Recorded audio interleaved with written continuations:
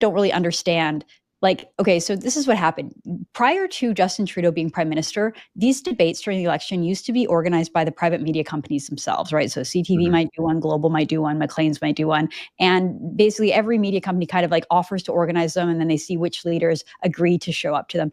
Justin Trudeau, as he did for so many other issues, decided that the government needed to be in charge of this, that even though the free market was doing a perfectly fine job doing it, he wanted the government to take over. So the government took over, and they used that to try to ban independent media. And so, interestingly, before you and I actually worked together, we teamed up because in 2019, they banned True North's Andrew Lawton, and then you were working at the Rebel that time, and they banned you as well. And so we decided to sue. Ezra heard that we were suing, called me up, say, we're going to sue too. The courts decided to hear our two cases together.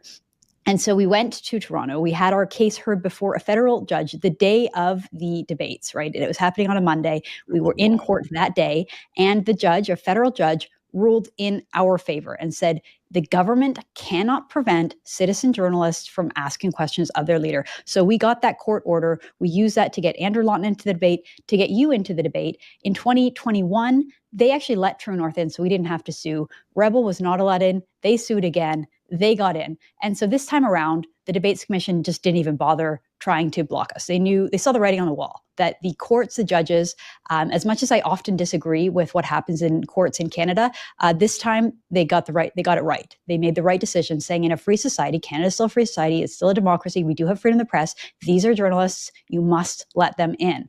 And this, 364 days a year, we don't get in. The 1 day a year, and it's not even per year because it's every 4 years or every 2 years whenever there's election, we have a court-ordered paper saying that we are accredited journalists, let us in. And so they did. And last night, it was actually wonderful to see. The debate itself was kind of predictable. They spent like half the time talking about the environment. They spent a full 10 minutes, by the way, talking about abortion, right? So here they are saying that in Canada, we shouldn't have to talk about social issues during a campaign. And yet they're happily taking 10 minutes up of the debate to talk about an issue that, much to my disappointment, all of the parties have the exact same view and no one's going to change any law. It shouldn't even be an election issue.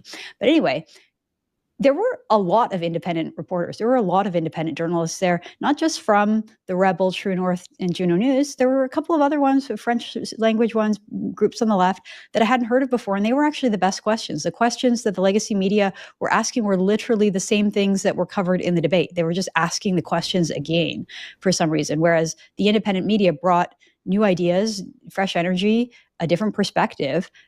Again, to me, this is like what the purpose of the media is.